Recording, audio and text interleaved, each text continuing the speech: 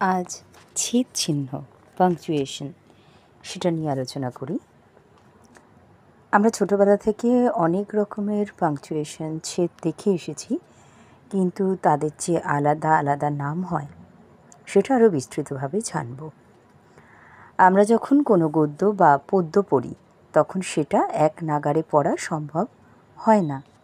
পাঠকের মাঝে মাঝে কী হয়, পাঠের মধ্যে থাকতে হয় এবং থামতেও হয়। কোনো সময়ে একটু কম, কোনো সময় একটু বেশিক্ষণের জন্য প্রয়োজন হয় থামার। এই থামার কারণ আছে। একটা হচ্ছে শ্বাস গ্রহণের জন্য, আর অন্যটা হচ্ছে যে পাঠ্যাংশটি যেটা আমরা পড়ছি তার ভাব অর্থাৎ অর্থকে ঠিকমতো বুঝতে পারছি কি না। বাংলা ব্যাকরণে এই থামাকে ছেদজ্যোতি বলে। এক একটি চিহ্নের মাধ্যমে থামার কারণটিকে আমরা চিহ্নিত করি। তাই সেই চিহ্নগুলি ছেদ চিহ্ন বা বিরাম চিহ্ন বা ছেদজ্যোতি, পাংচুয়েশন মার্কস এই নামে ডাকা হয়। এবার যদি আমরা একটু উদাহরণ দিই, উত্তর শুনে নন্দীপুরের লোকদের মুখ চুন হলো, আর গোঁসাইগঞ্জের লোকেরা উল্লাসে নেচে উঠল হো হো। জানে না নন্দীপুর, জানে না হেরে গেল, হেরে গেল দুয়ো দুয়ো। এখানে দেখো একটানা কতগুলো কথা পরপর বসানো হয়েছে।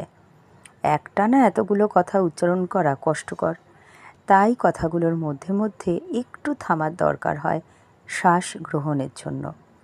কথাগুলো পড়ার পর সেটার অর্থ বোঝা যাবে না যদি না থামা হয়, কিন্তু কথাগুলোর মধ্যে মধ্যে কয়েকটা চিহ্ন যদি আমরা বসিয়ে দিই তবে শ্বাস গ্রহণেরও সুবিধে হবে, অর্থটাও বোধগম্য হবে। এবার আমরা কয়েকটা চিহ্ন বসিয়ে কথাগুলোকে আবার তৈরি করি।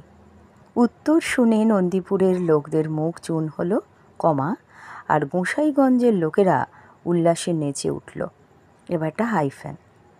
এবার উদ্ধৃতি চিহ্নের মধ্যে, ইনভার্টেডের মধ্যে হো হো, জানে না, আবার হাইফেন, নন্দীপুর জানে না, হাইফেন, হেরে গেল, কমা, হেরে গেল দুয়ো দুয়ো। এই দুয়ো আর দুয়োর মধ্যে একটা ড্যাশ বসাবো, দাঁড়িয়ে দিয়ে ইনভার্টেড কমা ক্লোজ করে দেবো। চিহ্নগুলো বসাবার পর তার অর্থ আমাদের কাছে স্পষ্ট, সহজ।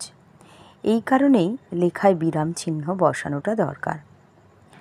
তাহলে আমরা বলতে পারি যে অর্থবোধক বিরাম বোঝাতে যে চিহ্ন ব্যবহার করা হয় তাকে বিরাম চিহ্ন বা ছেদ চিহ্ন বলে। বিভিন্ন চিহ্নের মাধ্যমে ভাব অনুসারে এই ছেদ বাক্যকে আমরা চিহ্নিত করি। বিরাম চিহ্নকে কেউ কেউ ছেদ এবং জ্যোতি এভাবে বলে। ছেদ হচ্ছে বাক্যের সমাপ্তি সূচক বিরাম চিহ্ন, আর জ্যোতি হচ্ছে বাক্যের মধ্যবর্তী বিরাম। আবার প্রথমটাকে বলা হয় প্রান্তিক, আর দ্বিতীয়টাকে বাক্যান্তর্গত বিরাম চিহ্ন। একটা শেষে গিয়ে বসছে, একটা মাঝে মাঝে বসছে। বাংলা বাক্যের এই যে বিরাম চিহ্ন ইংরাজি যে পাংচুয়েশন মার্কসকেও অনেক সময় অনুসরণ করে। ঈশ্বরচন্দ্র বিদ্যাসাগর তার হাত ধরেই বাংলা গদ্যের মাঝে এই যে বিরাম চিহ্নের যথাযথ সার্থক প্রয়োগ দেখা যায়। ছেদ চিহ্নকে আমরা কয়েকটা ভাগে ভাগ করতে পারি: দাড়ি, কমা, সেমিকোলন, কোলন, জিজ্ঞাসা চিহ্ন, বিরাম চিহ্ন, উদ্ধৃতি চিহ্ন, ড্যাশ, হাইফেন, বন্ধনী চিহ্ন, লোপ চিহ্ন, বর্জন চিহ্ন, আর সংক্ষেপণ চিহ্ন। পরবর্তী ক্ষেত্রে আমি আবার এই যেগুলো বললাম নাম, সেগুলোর আলোচনায় ফিরে আসব। আজ এ পর্যন্তই। ধন্যবাদ সবাইকে।